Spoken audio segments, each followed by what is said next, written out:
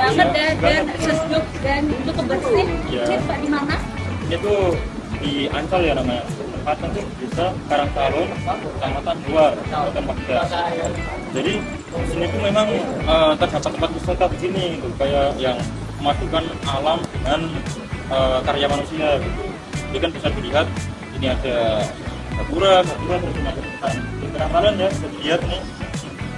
Nah sini itu tuh tiap minggu ya itu tuh rutin pasti diadakan kerja bakti atau bersih-bersih gitu. Oh gitu ya. Oh selanjutnya kita Tanya-tanya pada warga sekitar. Oke, selamat siang Mbak, dengan Mbak siapa? Mbak Yanti. Sebagai pengunjung di Piringan ini ya. Ya. Nah, mau tanya nih Mbak, seputar fasilitas apakah fasilitas tempat ini masih memadai atau tidak ya? Untuk sementara ini kemungkinan memadai ya, tapi kemungkinan karena belum beroperasional jadi masih yang ramai kan. Terus untuk lingkungannya ini apakah lingkungannya ini termasuk baik untuk dikunjungi atau terlihat seperti kotor atau enggak Mbak?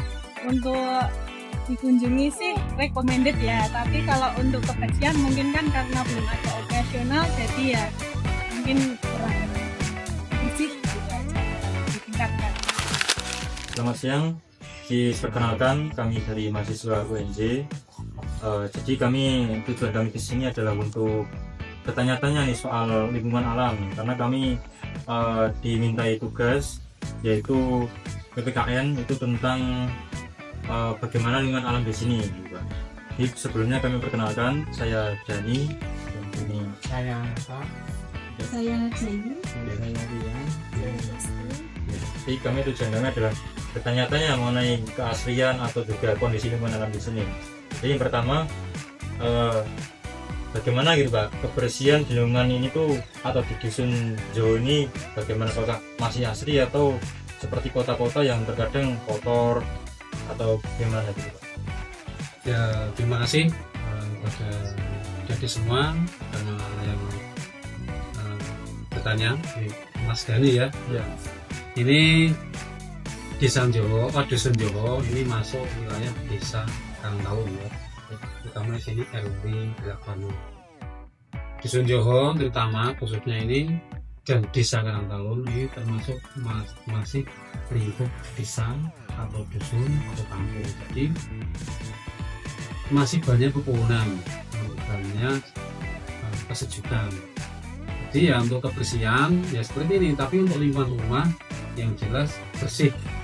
Mungkin sekarang sudah ada edukasi bagaimana mengumpulkan sampah, terutama sampah yang berwujud anorganik, yaitu plastik ataupun botol minuman. Itu sudah ada, bahkan sudah ada yang namanya bank sampah. Itu kadang tidak berjalan, ada yang berjalan, tapi yo sekarang warga itu sudah sadar untuk mengumpulkan sampah-sampah plastik tersebut, dikumpulkan tersendiri, nanti kalau ada pemulung atau ada yang membeli itu dijual lagi ya, walaupun harganya tidak seberapa, tapi sekarang sudah ada sadar, pokoknya sudah sadar untuk mengumpulkan sampah-sampah tersebut, karena sekarang sudah banyak orang yang bersekolah ya, terutama punya ilmu.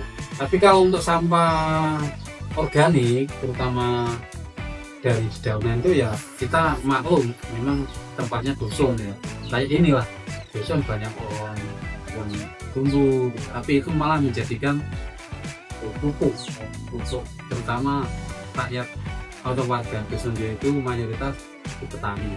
Kadang tiap hari dikumpulkan, kadang dibakar, dikumpulkan, dibawa ke sawah gitu ya. Jadi untuk kebersihan, terutama kebersihan khususnya ini yang jelas kebersihan sampah anorganik ini sudah dikelola ya, dan juga masyarakat sudah sadar untuk mengumpulkan, tidak dibuang sembarangan, bahkan kalau ke tua itu dibakar.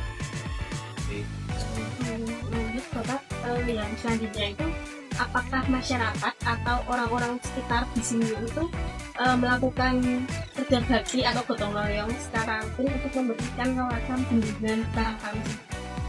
Oh iya.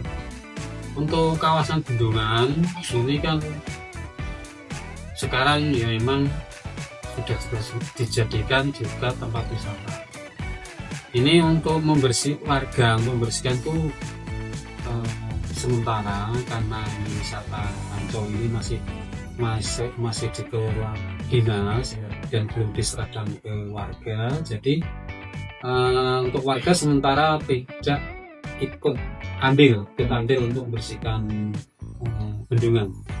Nah, terutama kalau ya tadi yang saya sampaikan, terutama sampah-sampah anorganik itu kan banyak orang yang nyari ya, terutama dan orang-orang yang sudah kerja, orang-orang tua itu ada yang mencari di situ, kumpulkan nanti untuk dijual, dijadikan uang. Karena ya itu tadi bendungan Ancol untuk sementara masih milik pengairan dan belum diserahkan warga untuk mengelola. Memang dulu pernah Ancol ini tahun 8 kalau nggak salah direhab. Itu waktu itu kan dibuat Belanda. Terus direhab tahun kurang lebih sama masih kecil itu ya, tahun 79 atau 8 itu juga dijadikan taman. Setelah dijadikan taman diserahkan ke warga sini untuk pemberdayaan ya, jelas untuk dia pemasukan ya uang lah. Itu cuma ngelola parkirnya dan masuk parkir kalau nggak salah 500 sampai 1000 rupiah. Nah itu uang tersebut selain untuk bagi 3 atau misalnya untuk dusun, untuk pengairan dan lainnya untuk yang ngelola Ancol itu nggak tahu. Itu yang tampillah dusun sini punya andil itu kan otomatis punya masukan setiap ada kegiatan ke-17-an atau apa itu kita tidak tarian warga, tapi cukup uang yang dari hasil dari wisata Ancol itu bisa digunakan untuk kegiatan-kegiatan misal 17-an ya, untuk kebersihan bendungan itu kan kalau banjir itu misalnya ada kayu, ada botol-botol apa itu kan langsung keli itu namanya, keli itu apa bahasanya hanyut sampai ke pantai, mungkin saya ke selatan itu. Nah, itu sementara kalau cuma membersihkan Ancol, wisata Ancol jelas warga sekarang tidak, tapi sudah ada petugas atau karyawan dari pihak pengairan yang diberi insentif mungkin bisa berkala ya atau seminggu sekali atau tiap bulan gitu. Pernah sering terjadi itu tenggelam di sungai kecil. Saya pernah menyaksikan mungkin 3 kali pernah satu hari itu sampai mengevakuasi. Tapi ya yang terjun nyari itu orang-orang tertentu yang berani menyelam kejadian. Pertama itu kejadian orang yang tenggelam, orang hanyut itu sering. Dan selanjutnya untuk bagaimana peran warga dalam menjaga kebersihan area bendungan. Ya untuk kebersihan itu juga berkala ya, berkala. Masalahnya tadi bendungan itu milik pengairan, wisata itu milik pengairan, jadi warga sementara belum andil untuk membersihkan tempat area sendiri. Ya dulu memang sebelum ini direnovasi itu warga sekitar itu masih bekerja jadi apa itu namanya, ada yang nganu nira itu apa namanya, deres nira. Nah itu kan banyak warga yang nyari sampah terutama kayu untuk geneni atau bakar bajek gitu kan, carinya di Ancol itu. Tapi sekarang belum tidak ada pekerja nira, ada pekerja yang deres nira itu kan ya kayu cuma kalau banjir wis cuma hanyut. Tapi kalau dulu kan selain cari kayu ya tadi ada sampah plastik yang foto ada apa itu, bahkan ada sandal dia yang satu yang batu dibawa pulang nanti dijodoh-jodohkan untuk dipakai lagi. Bahkan ini status bendungan kan masih belum milik warga ya, baru milik perairan. Nah, ada nggak sih peran program dari perairan tersendiri untuk menjaga fasilitas ataupun kebersihan di bendungan ini, atau ada kerjasama bareng warga sekitar sini gitu? Ya, untuk sementara peran pemerintah bisa atau pengairan. Nah, memang itu masih milik pengairan, jadi sementara ini untuk merawat atau memelihara fasilitas taman, fasilitas bendungan itu ada keamanan, dan juga mempekerjakan beberapa orang. Warga sini, tapi dipekerjakan di pengairan ini. Adik saya sudah bekerja di situ, BHL, terus Mas Arif, kemudian kalau nggak salah ada 3 itu masuk jam 8 keluar jam 4.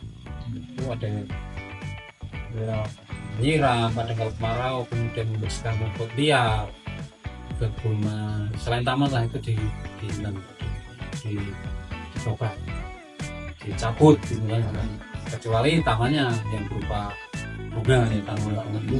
Harapan Bapak terhadap generasi muda dalam menjaga dan melestarikan lingkungan tempat wisata lalu ini.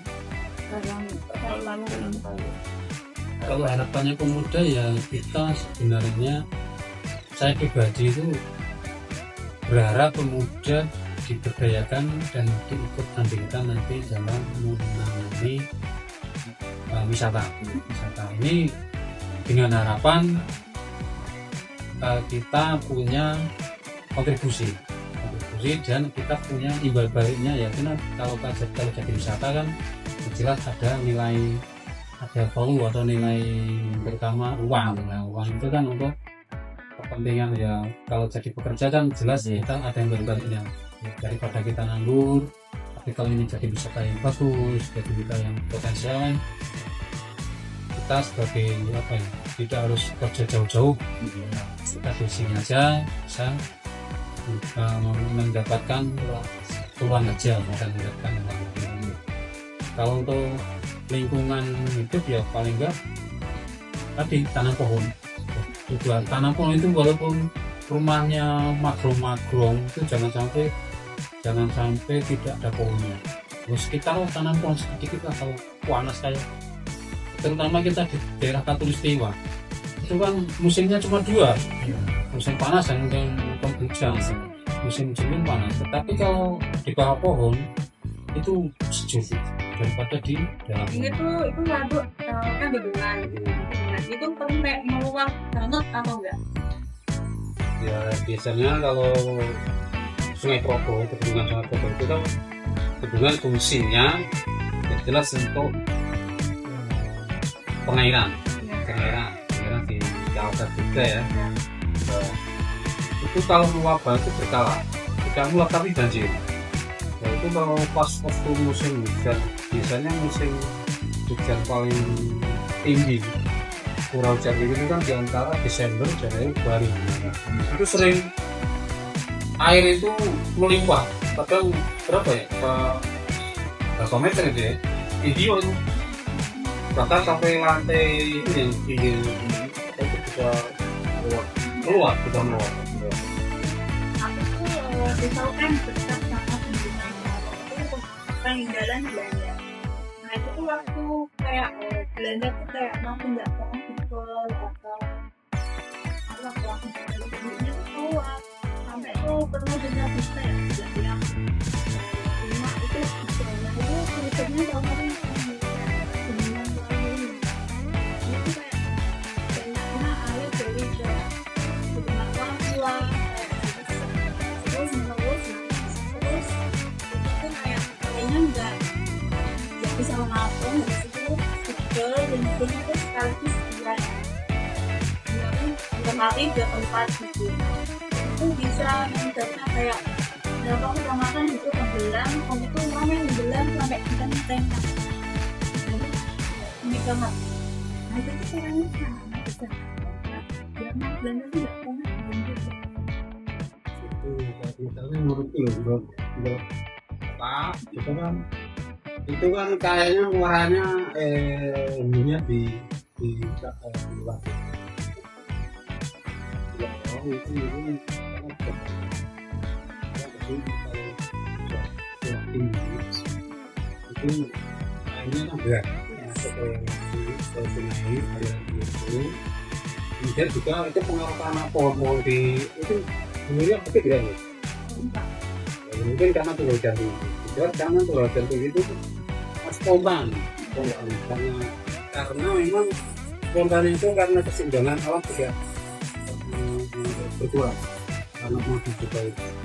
Mungkin akibatnya menjadi curah hujan tinggi terus cepat itu, air itu spontan gitu. Jadi hujannya kan spontan sekarang, tapi spontan itu tiba-tiba lebat sekali. Itu hilang, gitu ya. Kemudian yang tadi melibatkan jebol itu mungkin ini kan nggak tinju langsung ke sana. Itu mungkin karena sungai itu dangkal. Nah, dangkal mungkin loh dangkal.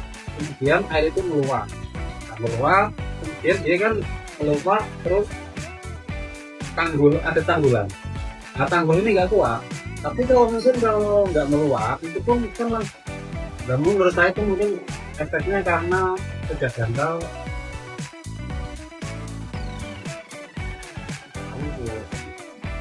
Nah, sampah mungkin lancar kok, nggak terhalang sampah. Kan biasanya banjir yang mengakibatkan tanggul itu karena terhalang sampah atau tanggul itu kan menjadikan meluap terus sedikit jadi erosi menyebabkan tanggulnya.